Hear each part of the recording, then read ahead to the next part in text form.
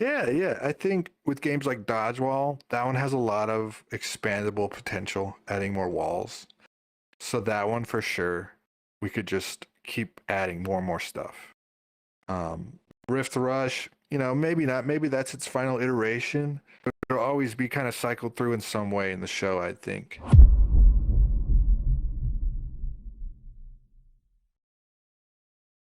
Hello, welcome to Metaverse Degen. I'm Lion. Raptor right now is enjoying time with his girlfriend, so it's just me, but we are joined by our fantastic guest and good friend. Hello, Codeadvanced back again. Better not be tired of me. It's been like 2 years since you were on last. Did you know that? That's a long fucking time.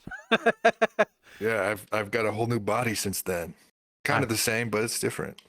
Oh, looks really nice. I was actually funny enough making shorts the other week, and I was watching the podcast we did with you, and boy was that a flashback.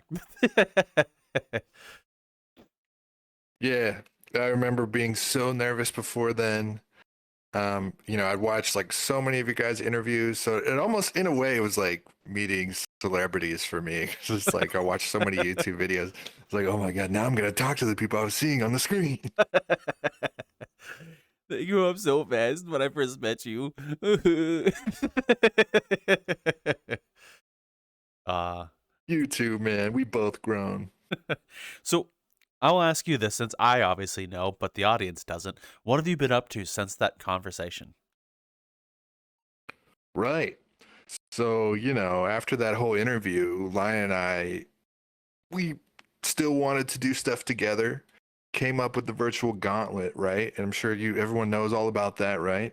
But that's how it spawned, right? After that, we were just spitballing ideas, what VRChat needed, what wasn't there, and a game show game that people could play and watch wasn't really out there. So, I mean, at least not like how we wanted to do it, like a custom from scratch new idea. And Mm. yeah, we made 3 games now. Now, technically, you say 3 games, but it's a part of one show. So would it be 1 game or 3 games? Well, 3 modes, right? 3 modes at the very least. So, what are those 3 games? And also, what were the inspirations for those ideas? For those who don't know. Right, yeah, so we have 3. The first one, Lion and I came up with, really big fans of, the show Hole in the Wall, the funny Japanese game shows that did similar things. And we thought it'd be perfect to do in here, something like that, right? Because of full body tracking. So we came up with Dodgeball, which, it's inspired by those games, but it's very much its own thing. We have holes and walls, but we also have many other things. You're in for a lot of surprises here. If you watch the show, you'll see. We have stuff that comes from the ceiling, comes from the ground. We have interactive, like kind of task walls. So there's a lot of different varieties out there, and we've also added custom playlists to the world. You can make your own crazy playlist, put crazy speeds, be so evil to your friends. This is the evil villain simulator almost. I'm gonna be honest, it's a lot of fun being in control of what walls come down. Yes, it's fun being the one who sends the walls, but sometimes being the one dodging them, you can maybe develop a little animosity, but hey, it's all in good fun here. The virtual gauntlet, dodgeball. And yeah, it's our best performing game, at least stats wise. It did come out first, but it seems like maybe it's a favorite among the 3. Mm. So, what are the other two, and what inspired those ideas too? Right. So the virtual gauntlet, we didn't want it to just be one game. We were coming up with the idea. We were like, it'd be a series of games that we made for VRChat. And then a big part about the whole idea was having groups compete against each other. So, we made them dodge walls, 2 groups. What's the next game we could come up with? Naturally, we wanted to do an obstacle course, Mm. but, in our style, we have a whole crazy camera system in there, climbing wall. It's like a bunch of different stages to their obstacle course, ending it with this huge ramp with boulders that come down at you. That one was really fun to film. We've worked through a lot of glitches in the game. It's another part about the whole process is filming it and having all these people go through it. You discover a lot of the issues that testers would find. So it's there's so many things we get done at the same time. Hmm. Cool. So, and the last game? Right. Oh yeah. So that one was called Rift Rush, the obstacle course game. We got a time trial now and everything, and people like that one, right? But then, okay, now we need one more game. Because three is a cool number, and we think we naturally thought about just three games. Well, we thought about more, but we're keeping at three for now. And so we came up with Gridlock, which is a PvP. So the other two games, the players don't really go directly against each other. This game, they do. Everyone has weapons. You fight each other melee style, but you can throw your weapons. We got power ups in there. You can shoot huge blasts across the map. You see enemies through walls. Yeah, you're fighting each other and running through the map, but the main goal is to find the key that's randomly spawns somewhere on the map. You got to find the key and bring it to the middle. Sounds easy, but the other team is against you, and not only that, the course is against you. We got traps, very easy to fall. It's very fun to watch. When you're down there, you forget about where you are, right? And you think about the key. It's a huge, awesome, cool map with all these different biomes. Really proud of that one that we did. Hmm. I'm gonna be honest. I enjoyed all of them. Like I remember our first conversation with when Dodgeball was created. We were talking about MXC and shows like that, and it's like a bit of a reminiscing of watching those. And then from there, I remember like not hearing from you for a month, and then you got back then you got a message from you. You're like, Lion, I did the thing. It's like, what do you mean you did the thing? And then the first prototype, it's like, holy fucking shit. I remember that like was yesterday. Yeah, there's a mutual friend of ours, people probably know, named Asterix. She has this work ethic of, when an idea hits her, the motivation, the inspiration, it comes in like full force, and she utilizes it really well and gets a lot of shit done really fast. Mm, And it was very similar to that, I will say, where I got so much done, I was so inspired. Um, but there was still so much work to do even after that first time I showed you. mm. But yeah, our idea came to life. Me, you, and Raptor run around a gray version of Dodgeball. I don't even remember what worked then, but it was like we could all see the vision, and yeah, it's pretty much there now. Hmm. So I'm gonna ask you this: what were you expecting going into the whole project, and what were some of the things that surprised you after like building the games and we're testing them out? What were some of those things? Right. So, well, yeah, I got into VRChat because of all the cool worlds in here. There was worlds based off of video games that I loved, animes, movies, you name it, right? And it's so cool to explore those things. Um, but I will say that I kind of mix those things up with the games, right? They are, a lot of making those worlds is a lot of the same things as game development, right? Mm, Got to make it performance, you got to do all these things, but you're not, a lot of them, there's not really games. There's not things to do. You're just meant to like exist there and chill out and be cool and explore with your friends. And when we started making these, I quickly learned that VRChat, the platform, was made for those worlds first. mm, So when we started making these game worlds, there's so many things where I'm like, oh, why is it harder than like if I was making this for Steam or something? It's because VRChat's on top of it, and they don't care about games as much as social environments. So there was a lot of big hills I didn't see at mm. first, but it was probably good, right? It kept us going forward. As the mountains came into view, we were already kind of halfway up them, so it helped that way, I would say. But now, like VRChat has evolved into being better for game developers, I would say. A lot of the network coding stuff they're optimizing, so syncing is a big thing for games, right? Things like that. So that's easier. So I think it's getting there, right? I think it's getting to where this is the place to make your multiplayer VR game. Oh, so I actually did never knew how much has VRChat changed since we started Virtual Gauntlet together. Like, was the coding in Backhouse SDK like a very different feel for like Dodgeball versus like when you're finishing up Gauntlet? or they got me in gridlock. Yeah, I mean, so I came from Unreal Engine and started learning Unity for VRChat, right? So I kind of only know Unity through VRChat's lens. Mm. And so at first, what was really cool they had was the visual scripting, Udon coding, like the way you could make code, but like through nodes and like drag lines between nodes. I thought that was really clever, and it made a lot of things possible for people who just, even me, you look at a wall of text of code and it's just like, what the hell is this? How can you even make anything out of it? So that was really cool, seeing that evolve. That system has evolved even so. Like everybody uses like just straight up coding, or the what was the other system that everybody used that was almost went away? Scion Laser, right? They use that. They use straight up coding, but there's always the graph editor, the Udon graph editor that VRChat does. And you could do a lot of the same scripting and game mechanics. The sushi world I made all that with that, right? I didn't even try to code it normally. So, and that system's come a long way. Even that one, they add new nodes and better ways to optimize scripting and stuff. So that really impresses me. I'm glad that they keep doing that, because some people, they could be the smartest people in the world, but not just, they can't script, right? It's just not going to work. But they can see it in like the node way and put the spider web together, right? Mm.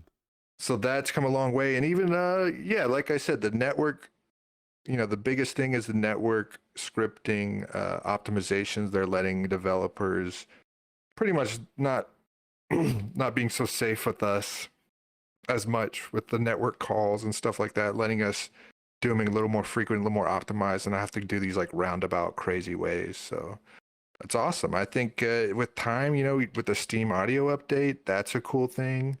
Mm. I think people are just kind of figuring that out, and it's going to have some cool stuff with like, you go behind a wall and the audio gets muffled and very naturally. You don't have to do some like trickery to make it happen. So yeah, I think it's evolving for the social people, but also the game worlds too. Mm. You mentioned about networks. Like I remember when we were first testing each of the games over time. Like for example, the networks link with Dodgeball, the world we're in now. I remember you and I messing with the walls and trying to match up the animations to each player and how hard that was. And then we found out when you have like 80 buttons in there, it doesn't make it any easier. I remember that when we switched from the 80 buttons of the world to the menu. Right. I think a lot of people in Unity have a bad habit of testing their world and game only in desktop mode. Mm. And that's what I did, right? And then in VR, right, you have the interactable objects, right? Mm. Reach your hand towards it, it highlights, and you can click and it interacts.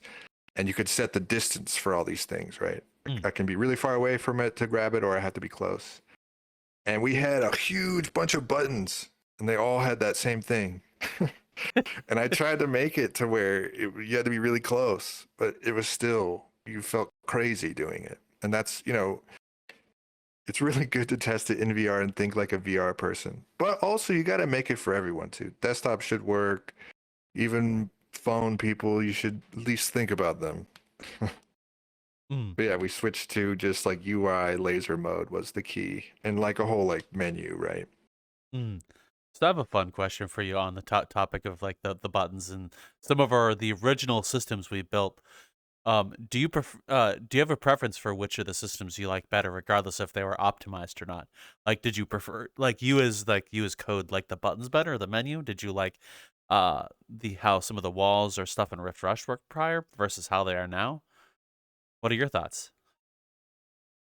Yeah, so dodgeball, I really like the physical buttons. When I first started making stuff for VR, I think the coolest thing about it is it can exist in the world. It can be like a real light switch, right? Or like a real button. But it's not as, yeah, it could be that way, but it's not as easy to interact with it. So you still have to put like, you still have to be pretty safe with all that. You can't have like an elevator button with all the buttons are tiny and you're supposed to press it with your finger. Like that would be a nightmare. Hmm. But so in dodgeball, I love that when you press the buttons and you would see them go down and all of that, and it was cool. But yeah, on the flip side of that, it was a nightmare to do, and to film a show and like trigger walls was even more of a nightmare.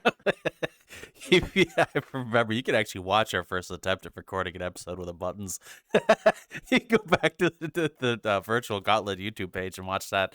It was a lot of fun. Regardless of those Right. issues, it was still fun to like run around and try and push the buttons and stuff. It kind of Right. made you feel like Dr. Evil or Dr. Eggman or whatever. I forgot I spread them out too, so he had to run around. Lion was running around. You know how much of a pain in the ass that was?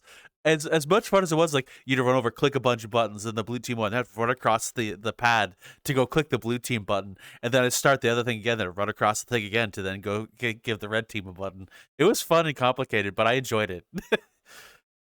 Right. But that's a good part. We do more testing now. We have more people have Emil who's on our team, and he helps with a lot with testing, and he has a knack for it. So that's the key to a lot of that is just like you should test it before you get to the recording date, which we do now. And so Rift Rush, so the funny thing about that one is we originally designed that. It's a mirrored course. If you go there, it's like red and blue side, but it's exactly the same.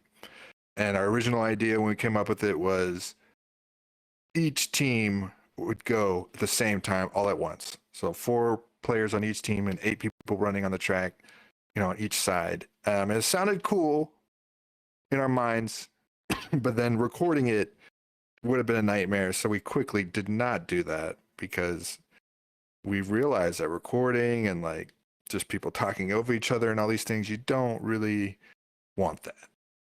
So it's a mirrored course, and I like to think about doing that. Like we do game nights where like a bunch of people will go at one time, and it's like kind of similar to how we originally planned it.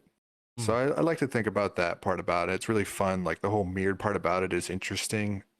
Now we've kind of decided that if everyone was on the same track, it'd be, it's more pressure, easier to film and all that. So we probably wouldn't make it like that now, but it's a cool, still visual side effect of that planning, I think.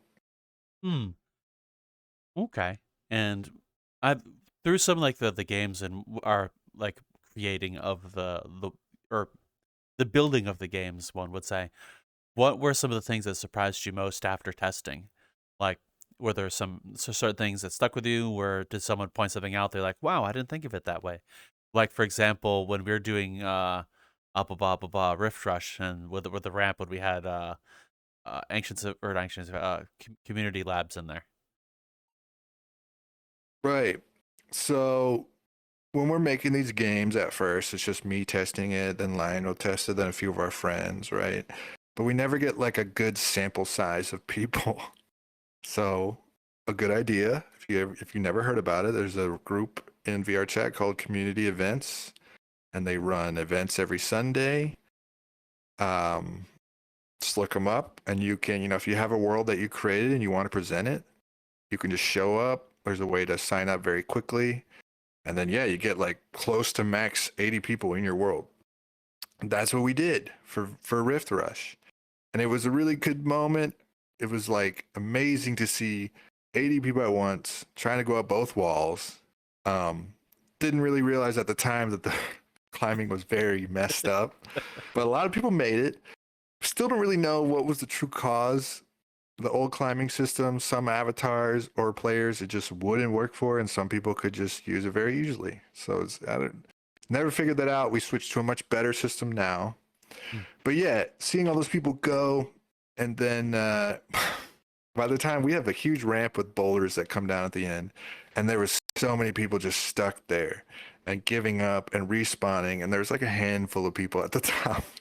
And that was because it was way harder. We had twice as many boulders, and they were going faster. And it was a good wake-up call for us to be like, okay, this is too hard. We originally made it hard on purpose, so we didn't want the game show to go very quickly. But now we're realizing that some players might not be able to finish, so that wouldn't be good. I have to remember in that test as well at the end, the one who is leading the event was at the top and then dropped a "we're leaving, meet here" icon from his avatar at the top, and everyone is like, how do we even get fucking up there?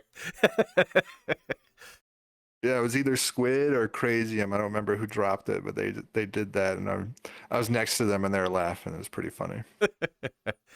Hmm. So, with your background, like before VRChat and Virtual Gauntlet with Unreal Engine and doing this with the Virtual Gauntlet, what was some of your thoughts on the differences after you've kind of messed with both for a while and used them both? What are some of the differences of the two, and do you like the Unity and VRChat? How are they similar or different in any way? And has that helped you with the Virtual Gauntlet? So I love Unreal Engine. If I really had to pick one, I probably would pick that one. But Mm. at the same time, we have to face the reality of most people, at least in America, don't have the best computer hardware, right? So you just think about that baseline. And then you think about a lot of people only have like standalone VR, right? Like a Quest or something. So it's like Unreal Engine doesn't do good with any of that. So then it's just kind of an obvious choice at that point where it's like I should just focus on this other engine, which is more versatile, right? Maybe it's not as cool, it doesn't have all these bells and whistles and all these cool things. I actually kind of like the Unreal Engine developers' philosophies more with Hmm. making the engine. They have a cool tool they made where you can build inside the engine in VR. So they Really? made that kind of, yeah, which is I don't know if I'd want to do that, but it's cool that they're thinking about that, right? So and they're and they're more okay with AI than a lot of companies, but within reason, right? With legalities and all that, they still want that all that to be right, but they still see it as a cool tool that could be used, right? Hmm. And same thing goes for their Epic game store. They were more lenient for AI in games before Steam, but I think both have mellowed out now. You just have to state it right. When I say AI, I mean like if you use AI to code or like voice acting or music or well, yeah, that was some big drama recently with Game of the Year winner Expedition 33. They came out and said that they used at first some AI prompts for concept artists, which then real concept artists went and made their own versions, and people hated that. So I mean, no matter what, people are gonna get mad. But Hmm. I respect that about them, where it's like, who cares about the hate? It's just another tool. If you use it responsibly, it's fine, right? Just like a Hmm. calculator, whatever the hell. That's how I feel anyway. But and then Unity, right? They did the whole sleazy thing where they wanted to charge money to smaller creators. And Hmm. that backfired and they reversed it. So, that's just kind of my thoughts on that. But again, it goes back to where the most people are and what I want to reach the most people and get the most people to play my game or see our show. So that's where the logic falls for me. Okay. Now, what about like the systems in use for both? Like how things work with Unity versus how things work in Unreal Engine when you're messing with things. Because I remember you were telling us you have a background in visual effects for movies and you were using it for that. And now you've built some games like a Virtual Gauntlet with Unity. What are the comparisons between the two there? Right. So when I stopped using Unreal Engine, Unreal Engine 5 just came out, which is what they're using now, and has all these cool things. And a lot of movie companies are picking it up because they could use it kind of like the Hobbit style or something, where the director can move a physical camera in real life and then it moves the camera in the system, right? Mm. So they get a lot of control in the traditional way, but through the game engine. So they're doing a lot of cool stuff that way. And even like just the visual fidelity, right? It's just movies gravitate towards that engine more if they're going to use it. Unity, you can achieve all that, right? But it's just not as fast. Um, but also, Unreal Engine has Blueprints, which is the Udon graph editor, but for Mm. the whole game engine, right? Udon graph editor, if I'm thinking correctly, it's a VRChat thing, right? So it's not a Unity thing, meaning Unity doesn't care about it. And Unreal Engine does because they create a blueprint and that works for coding. You don't have to code at all. And the first few games I made in Unreal Engine were all with that blueprint. I love it. And it's cool to see. It's easier to see it all too. You could see it all on a big like desktop and see what's messing up, almost right. With code, you got to go through each script and like figure out all this crap. Like it's just not intuitive. Hmm. Um, And yeah, I mean, as far as I know, I'm sure there are movie studios, special effects studios using Unity. I just haven't heard of it. Okay.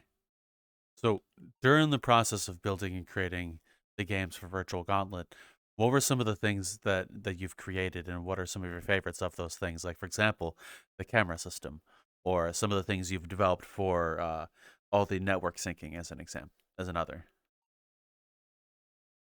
Yeah, so I would say the camera system, even though it's probably a love-hate relationship with it.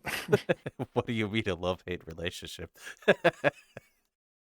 Like without it, the game show would be a million times harder. We'd have to hire all these camera people. We'd have to split our focus so much by between commentating and moving our pins around or whatever the hell, right? Mhm. So it's valuable in that sense where we can really focus on the people, the banter and everything. So I love it for that, but I hate it for how complicated and annoying it is.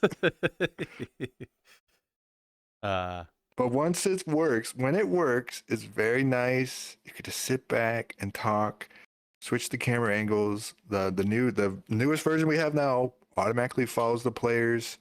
Like Resident Evil, old RPG style, like fixed camera angles. Once they get out of the screen, it goes to the next. So it's cool that way.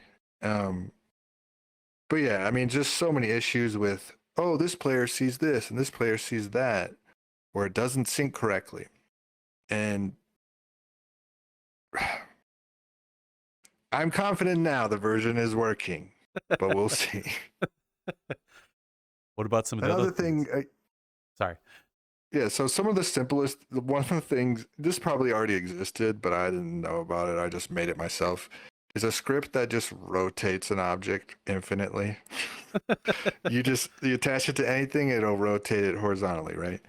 And you could do that with animators and stuff, but then you have to set the tangents to make it seamless and all these things. And now I could just, if I want this thing to rotate, just slap that script on there. That one's nice. Also, I really like the host whitelist system I made for the games. It really helps with game nights and stuff to control the horde. Click that, and then all the important buttons aren't visible to everyone else. Although that really helps with that. Hmm. Um, what else? Oh, obviously in Gridlock, we have power ups, right? And one of the power ups is called the Rail Blast, right? Oh, And it pretty much is a cylinder that starts from you and stretches across the whole map and like this cool like visual effects and particles all around. It's like a big Kamehameha wave, and that's super fun. That was super fun to make, and it's super fun to use. cool. Okay. So after, like, now that we're really close to recording season one now, recording in January when this is releasing, from where we started to where things are now, how do you feel about the journey it took to get here? It was tough, but it was very rewarding, and I learned a lot. And I don't think I would have learned anything as much. I wouldn't have learned as much or as fast if I was just went to like a class Hmm. or something like that, right? Like the amount I've learned and like exactly what I wanted to learn it for has happened very quickly. At least for me, we started all this in 2024, so it's not been that long, and like we've come so much, so long. Yeah. I would say even your world building, the Unity has improved dramatically since this whole thing started. I remember see, watching you work over the last 2 years when it started, and every single problem you just tackled it and started to find a solution. If you couldn't find a solution, you'd make a solution, and then you'd add that to your arsenal of things you'd do. And the amount you've progressed as a builder, I would say, has been phenomenal. Yeah, thanks for that. It's actually a gift and a curse for me. I used to work in IT, Mm. and a lot of that is just problem solving. And I get like in this mood whenever there's like an issue to be solved, where it's like that's what will motivate me really well. So like I get to these points where all the issues are solved, and I'm like, huh, I don't know what to do anymore. Like when they just make more stuff, make more creative things, but like when there's issues to be solved, like that's what it's easy for me to be motivated to fix them. Hmm. I think that's why, everything that we come across, either we pivot, we find a system that someone else has made, or we just make our own. Hmm. So how do you feel about looking at the games now in their current states just before recording the first season? I'm happy with them. I've actually been updating them today. We've added some VRCA, VR Community Awards posters in them because the virtual gauntlet, Lion and I and Emil and everybody are proud that we've been nominated, and we're competing in a couple categories actually. We're competing in the gaming community category, which there was only 3 entries, so we already got a pass for that category. So yay! And then we also are competing in the best game/puzzle world category, Hmm. which has a little list on there. And we have all 3 games on that list. So pick your favorite as long as it's one of those. And yeah, go vote for us. Well, And at the current moment, though, they can't vote for us because the time this releases, the voting will be over. well, I'd like to imagine you voted for us. Thank you. Sorry for that. Please continue. Um, yeah. What was the question? How do you feel about looking at the games now that we're in their current state just before recording of season 1? Like from where the initial concept was to looking at them in their current state, like the one we're in now.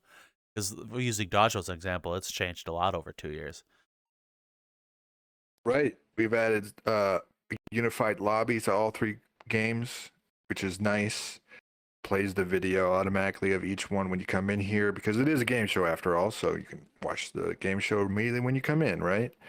We got all the advertisements. We got new unlock systems for 2 of the games. We have tip jar. In Rift Rush specifically, we actually are using a new jump prefab developed by a user named the Creation King. Works really well. The jumping, it's still just jumping, but it's smoother is the best way I can put it. It just feels better. But yeah, I'm satisfied with the vision of all 3. I'm happy. That we could always work on them forever. I think we're still gonna always update them when we can. But I am satisfied with the overall look, and I think they're finally becoming what we are happy with. Hmm. So, for the audience who doesn't know what you and I know, what were the initial concepts for each of these games, and how different are they from what you and I were initially talking they'd look like? Well, I think we always thought they would have like a cyberpunk theme, right? Well, we were kind of leaning more towards like uh Japanese old kind of game show, bright colors, maybe a little comedy, but then we drifted more towards cyberpunk. Originally for Dodgeball, it was pretty close to the idea we had. We had some more modes and features planned for it that we haven't gotten to, but we can still always add them later. But pretty much what we wanted. Rift Rush, it isn't what we wanted, but it's fine, right? We just do 1v1 on the mirrored course. But originally when we were talking about it, we wanted swimming, right? And I tried to do things like that with swimming, but at the time I couldn't figure it out. Maybe now I could. I'm actually I have an anti-gravity script that I've used for another project that probably could just fake swimming if we do ever want to add that. And then with Gridlock, we had a bunch of different ideas. We wanted it to be a maze at first. We had this whole map that was a maze that you'll never see, but we ran around it in a few times, and that was going to be the map. But then we decided on something else because we wanted it to be more, not just we wanted each section to be more specific and like have its own identity. So we came up with a different biomes idea and kind of pieced them all together, which works out because then people can fall. And in that map, Gridlock, people fall a lot. It's become a big part about the game.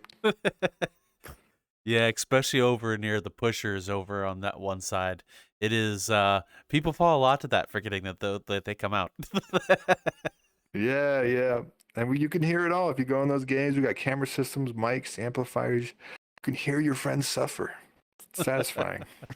I remember in Gridlock when we were doing the maze thing, we are gonna have like a minotaur or some sort of creature come out midway through, and looking how difficult our current version is, it would be frustrating to be like dying a lot to the traps, maybe falling in a hole or getting crushed by something, and then you have this other being chasing you around at the same time looking for keys. It would be about as impossible as the early ramp for Rift Rush, or worse. That is true. We wanted a hunter. I forgot about that. And we were going to do it a simpler way. We were just going to have a special weapon that can attack both teams, right? And then we would just have another player be the hunter. Could be me, could be someone we recruit, whatever. And they're just on the map. They don't really have a goal. Their goal is to just kill and not let you get to the middle. We still could do that. That's a good idea. But you're right. It's hard enough. People fall really, really easy. So I don't know. Yeah. Mm.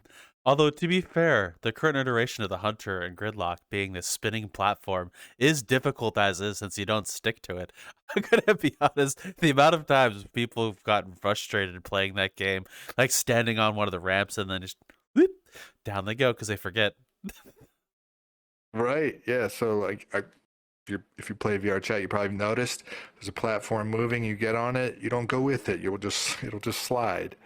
And that's what we've done for the whole middle section of the map, and it spins.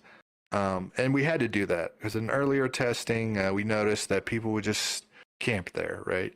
You got to bring the key to the middle. Other team has the key. I'm just going to the middle. And people try to do that, but a lot of times it's not as easy now just to camp there. And if you don't pay attention fully, you'll just slide off and die. Mm. Something else I've noticed too about Gridlock is the big center sticky piece you can stick to in combination with the sliding. I think it prevents a lot of people from wanting to camp there too long because either you fall off the edge or you get stuck where you become a big target. And I think has become a really good deterrent from camping. Yeah, it's worked out. I feel like subconsciously people just don't make that decision so much to just camp in there because of that. And then there's always the strategy of like, okay, they have the key. I'm just going to go in another part because maybe it'll spawn over here, right? Hmm. Okay. So when playing the games, like for example, Gridlock or as what we're talking about, what were some of the things you're expecting players to interact with in the games versus when we had people there? How did they interact with it? Was it different from what you were thinking? Right. So the biggest one with that you can see in the first season of the Virtual Gauntlet when we did Dodge Wall. Lion and I coming up with these cool wall ideas, all these holes and everything. One thing we didn't think about was people lying down, and Oh, I people remember. did it. Luckily, we had some curveballs to throw at them, but a lot of those walls could be defeated through lying down. So that was a big one. In VR chat, full body. I should have thought about lying down, right? People sleep in here. Um, and then with gridlock, you could throw, everybody has their weapon, but it has real physics, right? You could throw it and but you can summon it too, right? To retrieve your weapon. In VR, you have this cool bracelet. You click it, your weapon appears in front of you, and floats in the air and stays there until you grab it, just when you summon it. Well, there's a strategy now of just summoning it and leaving it there, suspended in air. Or like as you're retreating, you keep summoning it again, so it keeps like blocking in front of you. So I mean, the game is much more about finding the key and parkour than the fighting. So it works out. I mean, it's not as cheap as it sounds. It's kind of cheap in some corridors, but it's not going to win you the game for sure. Hmm. Now, how did you feel by watching both those strategies, like the laying strat or the summoning of the weapon? I felt hurt, man. As a developer, it's like, what? I didn't think about that. But that's always going to happen. If you're making something for VR chat, just you can't think of everything. You can try to, but you're never gonna. You can never think like the e-boy or the e-girl. They think differently. You just have to let them in your world and see what happens. So, what are some features of the games that are your personal favorites through all of them? So I really like in Gridlock all the different weapons you can pick from. Mm. Think that gives people some variety. They can kind of fight about if each one weapon is more OP. And we're getting around to making more weapons and stuff like that. I've left that. It'll get there, but that part is really fun to me that you can pick your own weapon. The camera system in general, I got to shout out because it's just so awesome. I really wish VRChat itself would kind of come out with something like that. At least this is all I want. All I want is a camera. You could do like pins and stuff. Just say follow this player, right? And it kind of follows them third person, right? Something like that would be invaluable to so many people. But we did it ourselves, right? So I really like that. Put our camera in a little bubble, and we can record in OBS. And then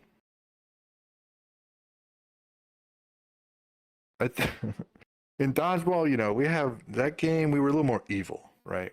A lot of the walls and stuff are kind of mean, especially if you never played it and they come at you for the first time. You're probably going to die. Specifically, we have some ceiling walls that I like to call the gambling walls, which they look exactly the same, and they both come down, and they have some holes in the top that you're supposed to like poke through as it comes down. But the trick is there's a block that will go back and forth covering some of the holes and then stop. And there's two of them, but you never know which one the host pressed. So it's like you don't know, oh, is it that gambling wall or this one? So you pick a hole and you hope. And there's a lot of anticipation and like just people get mad. Whoa. Okay. So, I remember like speaking about the gambling walls and dodgeball. I remember when you're first testing the dodgeball, I remember one of the strategies as well is standing out just along one of the walls or on the outsides of the arena, and you just dodge every single one. And that was a fun one to watch. Yeah, people were like spy movie getting against the wall or like going to the very end of the hallway. So we had to do that. I've added some invisible colliders above and on the sides, so none of that's possible now. So now that like in a few weeks now we're gonna be recording the first season, how do you think it's gonna come out? Like if you're gonna predict season one. Hello, friend. I hope you're enjoying the current video. We'd actually like to inform you that we do some other shows and content as well. We have a whole bunch of interviews from the Metaverse Degen podcast, which you can find over in the main YouTube channel or on Spotify. We also do a D&D actual play called Hold My L, which you can find on the same Metaverse Degen network channel as well as Spotify under Hold My L. If you're interested in either of those things, we create other shows and plan on making more in the future. If you want to check out our social media to find out when those new shows or other stuff we're doing is, feel free to go to metaversedegen.card.co. We have all of those links for you to watch. And we also have a Patreon over there as well, where we have been posting the pre-show content for Hold My L. So whenever like conversation or talk about things, maybe lore or whatever's going on, we post that over there as well.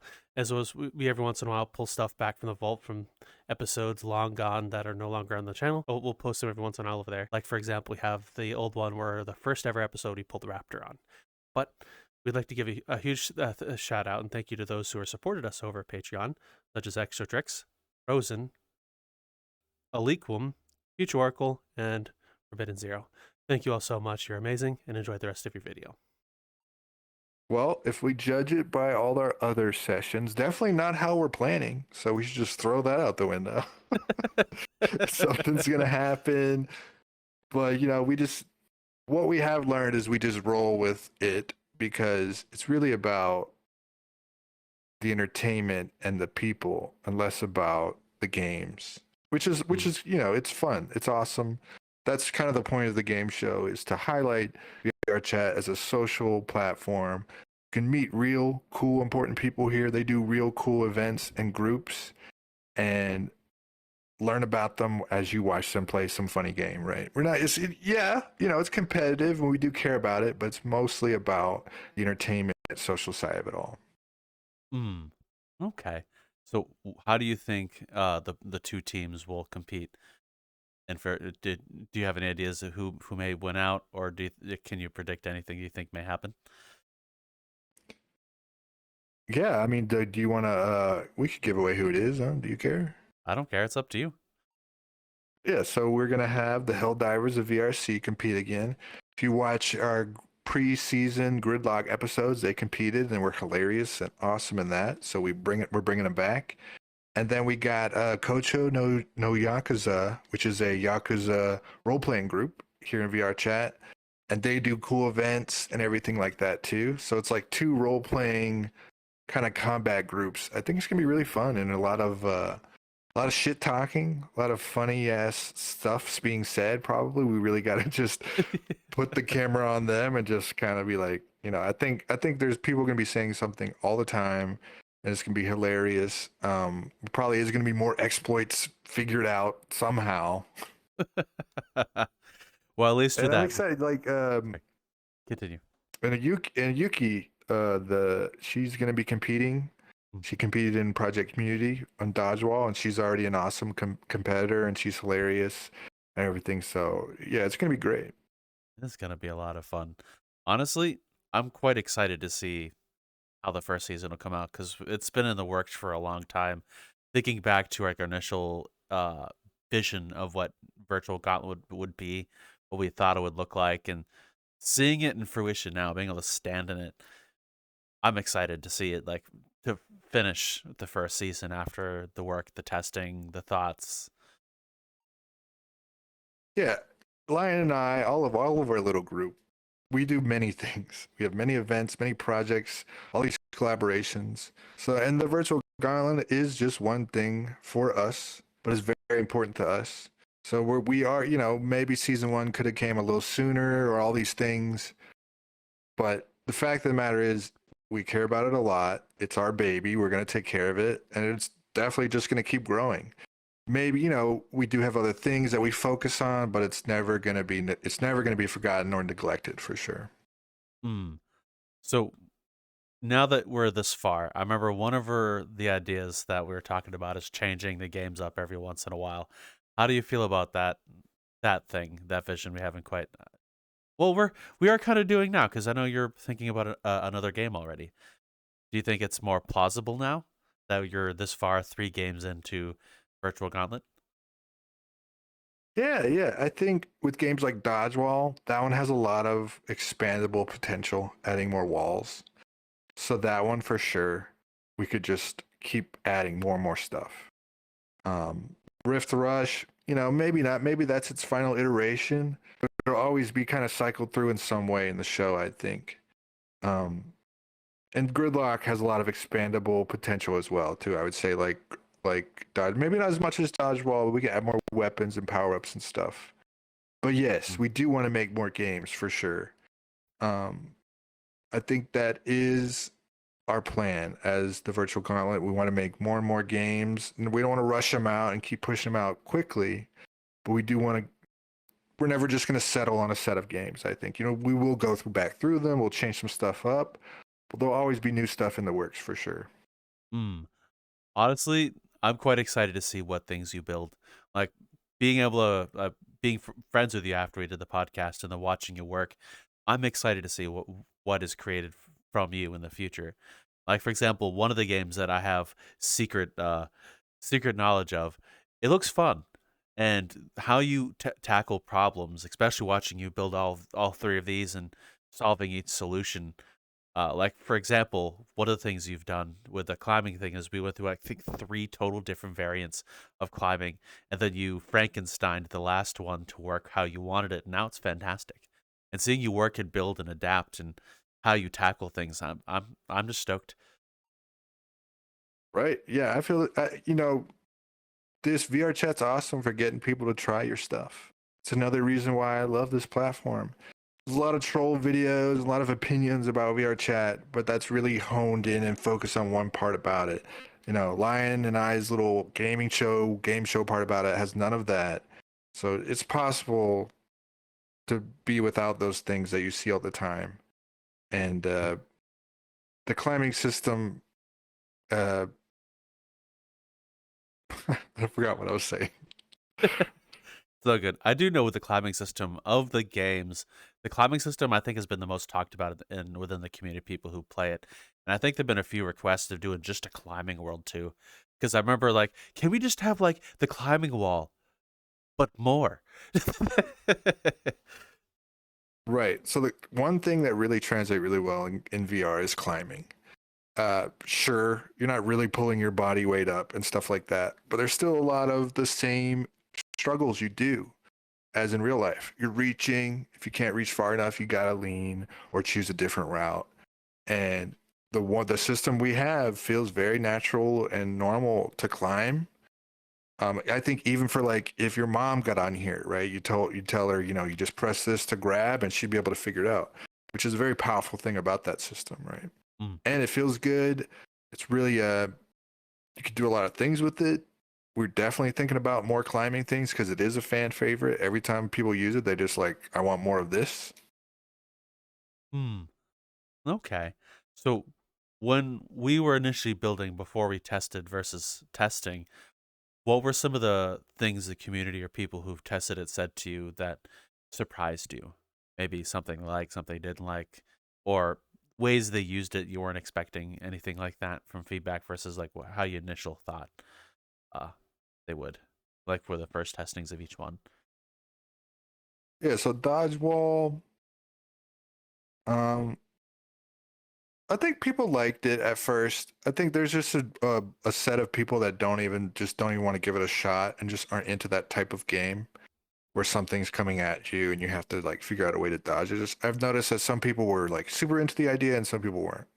Mm. So that was like a learning thing where it's like, okay, maybe it's just some people that just don't like this type of game, and you just got to accept that. And then with Rift Rush, um, we added a leaderboard and time trial to it that saves. And me personally, I'm not really into that type of thing. The only time I really got into it a little bit was a game called Mirror's Edge, which is like a parkour game. Mm. And that was really only for like a month. And I wasn't like super into it, but I actually cared about the time trial. But for everything else, not really. But some people really get into it. So that surprised me about Rift Rush is some people really get into their times. Specifically, the Creation King has been working on his time, and I don't know if anyone can beat a 2-minute 30-second time. He's figured out some amazing. He hasn't cheated. I've seen the run. He's figured some shit out in this course. Mm. And then with Gridlock, that one, I didn't know how people were going to approach that game. Certain people have played it and said that they're like overwhelmed because they don't know where to go. But it's kind of the point of like, there's no right way to go because all you got to do is find the key and then go back to the middle. That's the right way to go. So it's like they kind of asked me for a map or something like that, but I'm just like, I don't know if you would need a map really if you're the player. We do have a mini map for the camera system so you can see where the key is and where the players are and things like that. So it surprised me to hear that people get confused when it's supposed to be like a multiplayer Call of Duty map or Halo or something, right? Where there's no right way to go. You're just kind of going around the map. Mm. Yeah, I mean, that was the most surprising things I would say. Okay. So now that we've like been through testing and stuff and had people in and try, what are some of the things you've learned about how to develop a game so people interact with things you want them to? Like, for example, in horror games, people put lights on doors they want you to go to, or make a giant red button that players may or may not see that is start game. What are some things you picked up over time that help you with developing that? Right. So I didn't go to school for game development. I went to school for animation 3D modeling.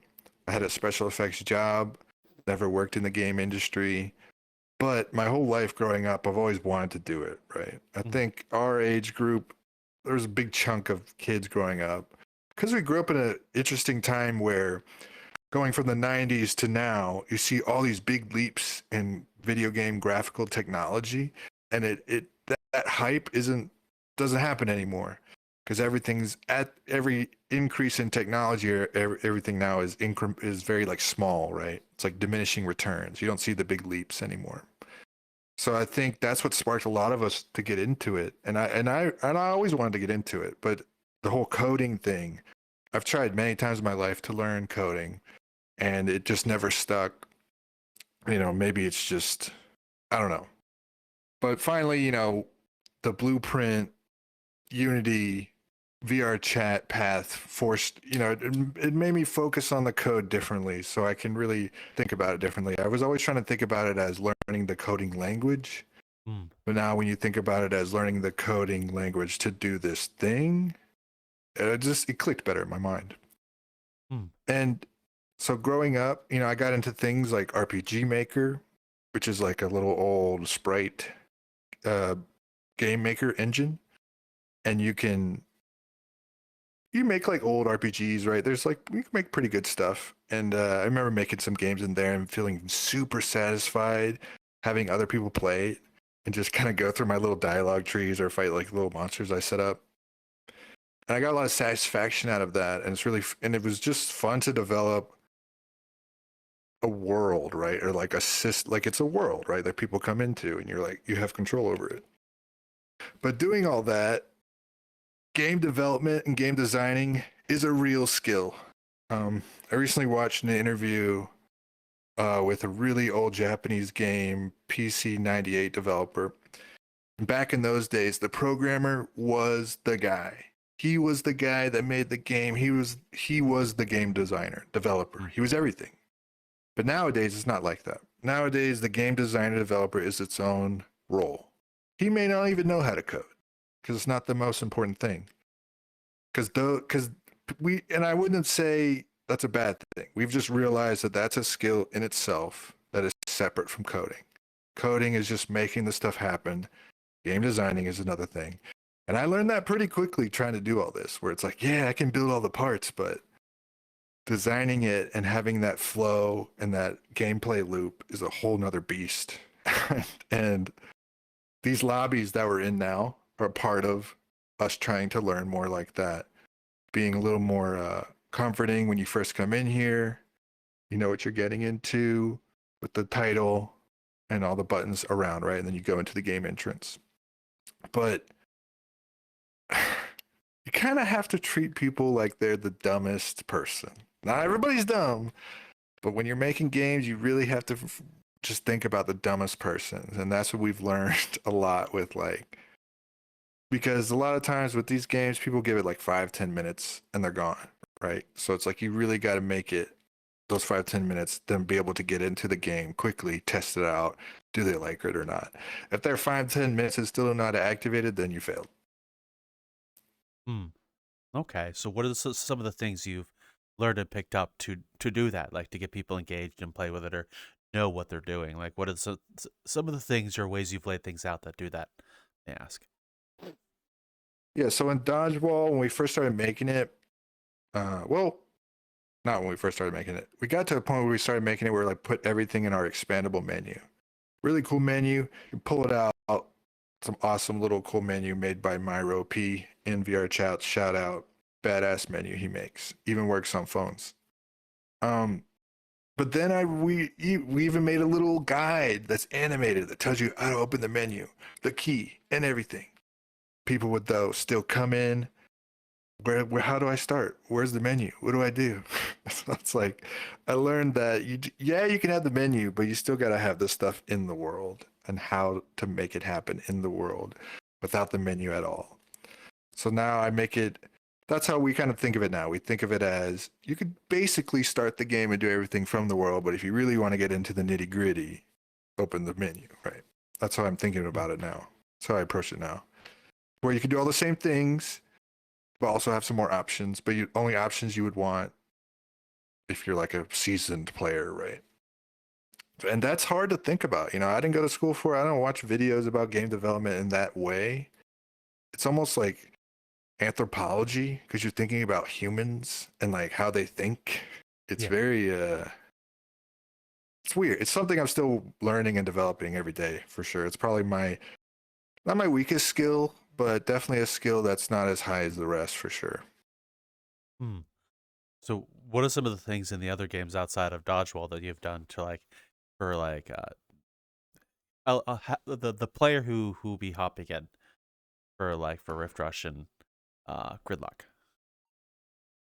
I've made a lot of attempts in Rift Rush to make people know what to do, but it's still, I wouldn't say it's perfect.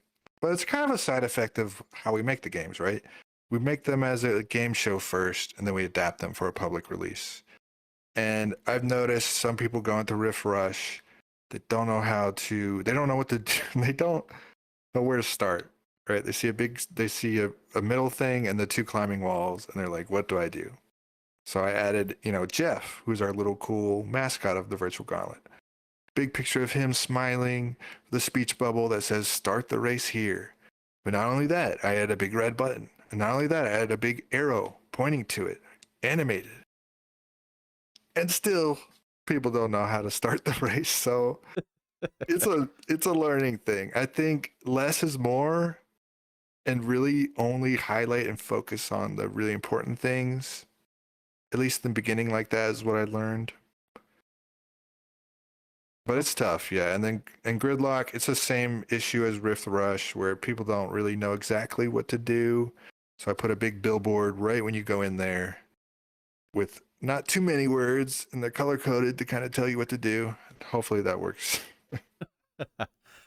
Well, I can say from when like the people we've had in Gridlock and the other things, once people know what they're doing, they usually have a lot of fun. But usually with Gridlock specifically, usually just says start at the ramp, and then everything else from there is they picked it up very quickly. You run down, then you see your weapon floating in a pedestal. You grab the weapon. And then you run off, and then you run around the map until you see a giant glowing key. It's like, oh, I need that, and then you grab that, and eventually you turn around. And you're like, what do I do with the key? And you see the giant portal in the center of the thing. It's like, oh, let's probably go there. And usually, without very little explaining, they picked it up pretty quickly. Yeah, that's what we've learned too, is you don't put everything in one place. You kind of space it out so people can see it. I like to think of it kind of like billboards on a road, where it's like, oh, go here. Okay. So I'm going to ask you the same question I think I've asked you during our podcast, but since putting on the headset, have you expected the journey you've been on so far? Since our last podcast and even before, would you have anticipated being where you're at? So I'm not like a friend, people maker person. So when I started here in 2022, I didn't know a lot of people for a long time. It was just me making some shit, and I would go to some raves, right? But besides that, I didn't really have any friends on my friends list that I would talk to or know or anything like that, right? Let me really think about it. Did I have anybody besides before I met you? Not really. Wait, I Did was the I? extrovert who's like, all right, little introvert, we're going on an adventure and making friends. Was I you're that guy for you? Yes, that's how we work, man. That's the only reason the virtual gauntlet still exists now. If it was just me, I don't know, man. I I don't think know where it would be right now. I think you could have done it by yourself. Like a lot of how this thing functions is you. Like I may have talked about it, but the skeleton, the muscle, the brain of these games is you. Like you could have easily done this by yourself. Yeah, up to a certain point though. It's still you're very valuable with like getting the events together, getting, talking to people, getting the word out there and like talking to people in the right kind of way. Just a lot of like skills that I'm weaker in that you have much better. We balance each other out that way. Mm. So, but back to the question, did you anticipate being where you're at now when you started? Like this whole journey you were No, because I did not expect to know this many people. My whole, even in Unreal Engine, even in WoW, when I played World of Warcraft, it was always like kind of the loner. I'm playing the game, but I'm not trying to meet people ever, right? But I like social games, right? Like multiplayer games. It's weird. But so my long-term plan then was make these worlds, people will come, but I'm not going to go hang out with them. And that was a horrible idea. So and I'm glad it's changed. Because there's so many benefits to just having a little get together in a world you made. And just talking to people, they'll give you tips. Some people offer like, oh, this prefab will solve 90% of your issues you have right now. So it's like so valuable. Mm. So if you're to go back to the you who just put on the headset and say you're going to be doing these things, would you believe yourself? No. I would also be like, just go to events. Stop doing all this shit. Just go to events and meet people. Well, I would say you've grown quite a lot as a person since I've gotten to know you. I'd say, like, I want to say you've grown a lot. So I give you a lot of kudos, and even your building style and how you do things. So, kudos and congratulations on that. I'll say, Hell yeah. yeah. Cool. So now, what other projects are you working on? Because I know you're working on more than the Gauntlet. Because I know the last like year or so, you've picked up more projects. Yeah. So I am working on a super secret project that only Lion knows about, but I'll talk more about it one day. But there's a cool super secret project in the works. But we also have Astronomaly, which is a space horror experience that me and Emil and and Mega Keep and our whole team. We have a whole team dedicated to making this game, kind of like a real indie game, right? Voice actors. Um, Emil makes a lot of the assets. I do a bit of everything. Mega Keep is the main voice coordinator, script writer, story writer. He does an amazing job. Really, really good to work with that guy. But yeah, Astronomaly, it's Chapter 0. It's out now. It's a game we have in VRChat. It's about 15 minutes long, and you can play 1 to 4 players. And yeah, it's the introduction to Astronomaly. We're making a series of games. We're calling it Chapter 0 because we got more chapters coming out. And yeah, it also was nominated in the VRCAs, so that's awesome. We're very proud of that. And we're also, I don't think it's a big secret that Metaverse Degen's working on a home world, right? I haven't said anything, but I have done some stuff with it. I'm helping make that as well, and that's a really important, cool project too. When you see that, you're gonna love it. Yeah, honestly, now that it's public, thank you for working on that code. Like, it looks amazing, so thank you. It's been a while since, like, there's been a few times we've talked to some people who said, "Yeah, we'll help you make a world," and they never really worked out. But you making it and bringing it to fruition, honestly, I'm excited for it to launch. Yeah, that's the difference between Lion and I and everyone else. We actually fulfill what we set out to do. Yes, It's especially. in most cases. We may pivot and it may change, but it's gonna turn out to be something. Yep, we'll have a conversation about some funny game we saw when we were kids, and then poof, a month later, we'll have the concept. Yeah, and then we're throwing walls at you and laughing at you.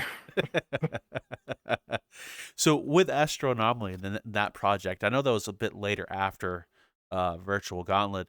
How is the creation of the two different games? How are they? Are they different to each other or similar? And are there any skills that translated over into the other? Yeah, so I mean, like I said, I very much work preferably alone. I'm used to it. I think there's a lot of benefits to it. Not there's a lot of drawbacks too. That's why I think the virtual gauntlet our yin and yang works out, where it's like the whole game project is mine and I work on it and we debate over ideas and stuff, but I'm not tossing assets back and forth or something like that, right? Hmm. And then with Astronomaly, we were doing that, which was kind of a nightmare and a headache, but definitely a reality check, right? This is what real game studios do. They work with all these people. They got to get assets from everywhere. They got to get input from multiple people. They got to get input from people that don't matter. But not when I say that, I mean, it's like uh, the coders making input about the voice acting. It's like, I don't really need a comment about that, right? Because we have a voice acting coordinator, stuff like that. So there's a lot of that, learning that right away, which was tough.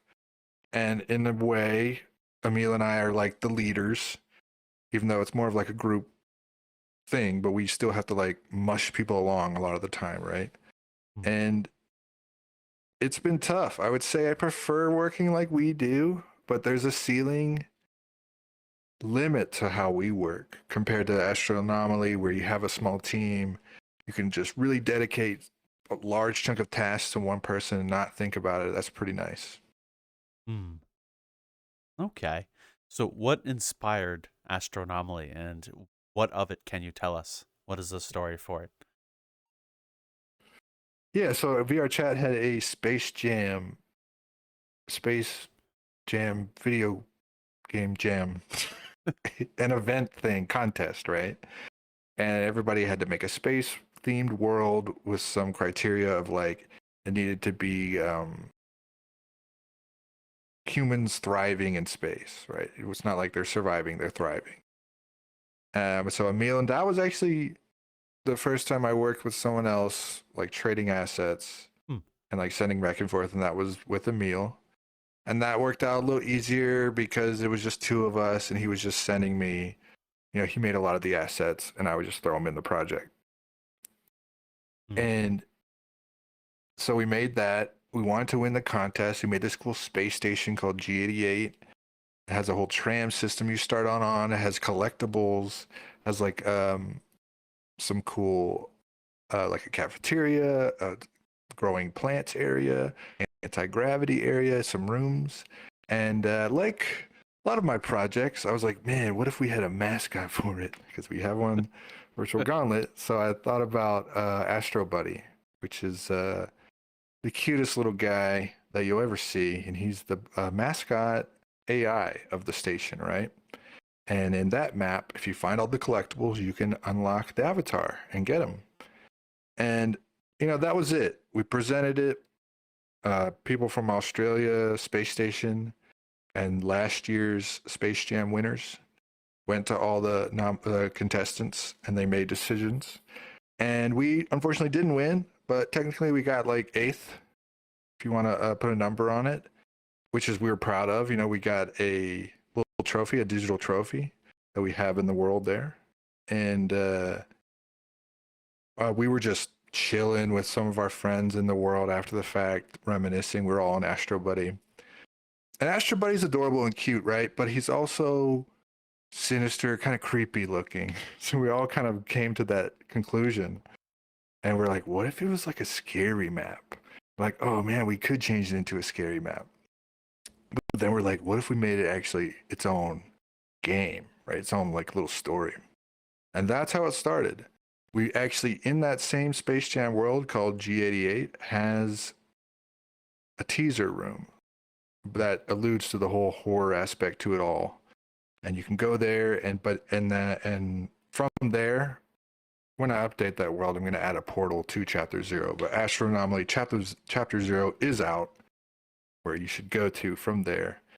And yeah, it's a story is stuff when you arrive in Chapter 0, stuff is happening on the space station. You're in the role of an engineer on the space station, and you got to figure out what's going on. Astro Buddy's there. He is the AI of the station. He will help you. Just got to figure out. And with each chapter, we want to add more story, but also more mechanics too. We have some few mechanics in Chapter 0, but it's definitely just a little taste of what's to come. Cool. So, what were some of your favorite things to work on during Astro Anomaly? Like, for example, the one you've released, Episode 0, as an example. What were some of the trials and difficulties and your favorite things you've done in the project? Yeah, it was a time crunch, right? Because the idea ballooned pretty quickly, and then we wanted to get it done. Not for horror. What was it called? The horror jam. I forget what it was called. VRChat had like another horror map contest, but we weren't competing in that. We wanted to get it out for HorrorCon by Project Community. That was our goal, right? So we had kind of a deadline, and so it was like 3 months that we made it all. So every part I like, I love making worlds. I love doing the lighting, I love doing the sound. I love when it all comes together. But everything was such a mad rush Let me think. All right. So in Astronomaly was the first time I used light volumes in a map, right? Hmm. Light volumes are this cool technology in VRChat where it's just like a real-time light. You can move it around, but there's no shadows or very little shadows. It's not like a real-time light where there's shadows. Um, in game development, especially VR game development, you're not going to use real-time lights because it's just such a performance hit. You don't even think about it. But now I could think about it in a way, right, with these light volumes and move lights away, move lights around. We have some flickering light effects in there and stuff. That was really fun to do. Never did stuff like that, so that was probably the funnest. That and the we have a lot of like smoke and like ambient smoke in there. That was fun to do too. Okay. Cool. So, what were some of the hardest things you've done in the project, and how did you overcome those problems? Yeah, so I there's this really cool technology. I forget who invented it. I'm sorry, but it's called shader motion, right? Hmm. And you can attach it to your avatar, record your avatar, and you'll get like these crazy like colored blocks on the side of your video, and that's motion capture data. And you can bring it back into Unity. Same shader motion people give you a tool to decode that data and then translate it into animation frames. So essentially, you can do mocap in VRChat, which is amazing, right? That's like Hmm. if you have amazing tracking, it's amazing. But I did not. I used a Connect and I tried to do a lot of things to get the motion capture to look good, but I just could not, right? I ended up having better luck getting like pre-made motion capture data from Mixamo and popular free places like that where it's like Hmm. really solid tracking, but it's like pre-pose. So what I did was splice a lot of those poses together, which was so hard and annoying to match a lineup. And then I had to take the voice lines from the voice actors, put them in Unity. Then I had to listen to the voice line. Like it would say, "Hello, my name's Astro Buddy." Then I would pause. Then I would think about it in my mind. "Hello, pause. My name is Astro Buddy," and just have to think about what that keyframe would be for the mouth because I had to animate the mouth myself. And it was such. So it was listening to it, playing it, listening to it, playing it, and then putting it together and see if it matched up. And then when it did match up, you're like, yes. But then it's a multiplayer game. Now it doesn't match up for the other players. Why? You have to set a slight off sync for it. It was a nightmare. It was a freaking nightmare to do cutscene motion capture lip syncing in a game. But we did it. It's in there. It may be a little rough, but I think I'm very proud of it. We do have a AI that will follow you around, kind of like a chase scene in the map. That's like a very big script, with a lot, and it's still a little jank. So that was very hard too, but it works for the most part. VRChat is such a beast with all the different avatars, the different heights, everything that people can do. There's only so much you can account for. Hmm. So, how many times did you listen to "Hello, my name is Astro Buddy" in the process of trying to do that? So many times. And the way I did it, it couldn't have been the most efficient way because it was literally just listening to it and then guessing and then playing it back and seeing how good I got it and then adjusting from there. And then when I watched your interview with the animation guy, Emil's friend, Emil's the friend? animation, Which the live animations with live the girl. animations with a Wow, girl? they're going to kill me. What's his name? Nico-san. Ah, yes. Yes, I remembered. I remembered. Don't get mad at me. He talked about a plugin where you could hear the sound and animate at the same time, and I was like, "Oh my fucking god!" But this was all after the fact, so I definitely want to look into it for chapter 1. And for chapter 1, we have some people on the team that have really good tracking, so we're going to use them for the motion capture data in the future, and I won't have to splice in movements. Oh. So, with that being said, is there anything you could share with us about chapter 1 now that it's in progress. Are you excited for it? I am excited for it. Chapter 0 has a couple different endings, like possible endings. We definitely want to increase that for Chapter 1. Have some more options, replayability. Oh, And yeah, we're gonna add more features that aren't in Chapter 0, because we definitely want to add more mechanics with each chapter. When I say mechanics, maybe it's stealth mechanic, you gotta hide from something or something like that, right? Another cool thing that I can reveal, Mega Keep has started helping coding, and he developed a really awesome new AI script. Well, it's in the works, and it's much better than the one I made. The one I made works for what we use it for in Chapter 0, but for expandability, his is really good. oh. So from chapter 0 to chapter 1, is there a specific canonical ending? How do they attach to each other? Well, right. So the reason we call it Chapter 0, it is obviously it happens before everything else, but yeah, there's a time gap between Chapter 0 and chapter 1. So Chapter 1 will be about not a huge time gap, but it is a time gap. And you're not the same character. So yeah, it'll just be about experiencing, going to the station as a different character, finding out what happened in Chapter 0, and going from there. Okay. So the character in chapter 0, what were the inspirations for the character, and what led to the initial inception of this is the guy? So chapter 0,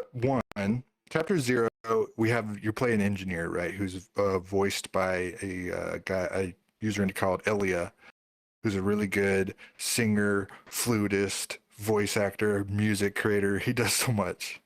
He's awesome. And that chapter is much more about the story and the characters, and you're playing a character, right? In Chapter 1, you're not playing a character that has voices, right? Chapter 0, it's almost a little weird that voices come out of you as this character, but that's what we wanted. And in Chapter 1, it would be more like you are you, and you're kind of a part of a rescue crew, right? And you're arriving at the station. Okay. So all right, that's actually pretty cool.